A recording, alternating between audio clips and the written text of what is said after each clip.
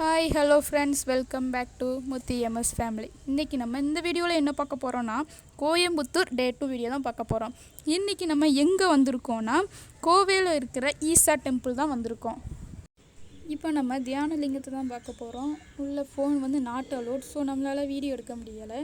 ப்ளேஸ்லாம் பார்த்திங்கன்னா சூப்பராக இருந்துச்சு. வெளியுமே பார்த்திங்கன்னா நல்லா இருந்துச்சு. உள்ளே அதை விட செம்மையாக இருந்துச்சு.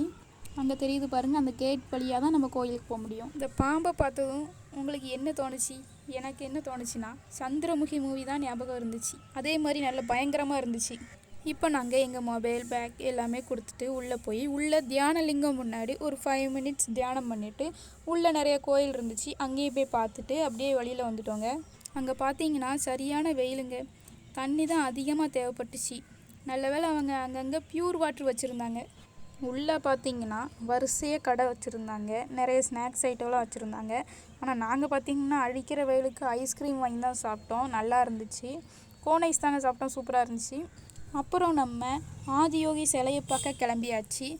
நம்ம போகிற வழியில் நர்சரி கார்டன்லாம் இருந்துச்சு. நாங்கள் அப்படியே வேகமாக போயிட்டுருந்தோம். ஒரு சிலவங்க நடக்க முடியாதவங்க மாட்டு வண்டி இருந்துச்சு, அதில் ஏறி போயிட்டுருந்தாங்க. ஆனால் நம்ம அப்படியே நடந்து தான் போயிட்டுருந்தோம். அங்கே சில பக்கத்தில் நீர்மோர் பந்தல் வச்சுருந்தாங்க. எல்லோரும் அதை வாங்கி குடிச்சிட்டு இருந்தாங்க. நம்மளும் அதை வாங்கி குடிச்சிட்டு இருந்தோம். ஈசாவில் பார்த்திங்கன்னா மரம் நடுறதை முக்கியமாக அவங்க நடத்திட்டு வராங்க. இப்போ நம்ம சில பக்கத்தில் வந்தாச்சு. சிலை பார்த்திங்கன்னா சூப்பராக இருந்துச்சு நேரில் பார்க்கும்போது. இந்த சிலை பார்த்திங்கன்னா 112 அடி உயரம் உடையது. சிலை பார்த்திங்கன்னா சூப்பராக இருந்துச்சு.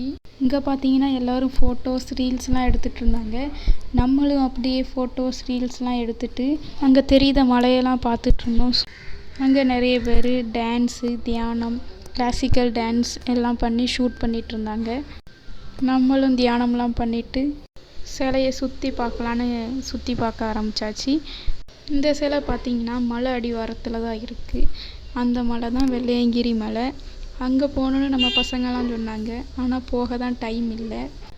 ஓகே, நெக்ஸ்ட் டைம் வரும்போது போய்க்கலாம் அப்படின்ட்டு நம்மளும் அந்த இடத்த விட்டு கிளம்பியாச்சு. ஒரு வழியாக சுற்றி பார்த்துட்டு பஸ் ஏறி காந்திபுரம் பஸ் ஸ்டாப்புக்கு வந்துட்டோம்.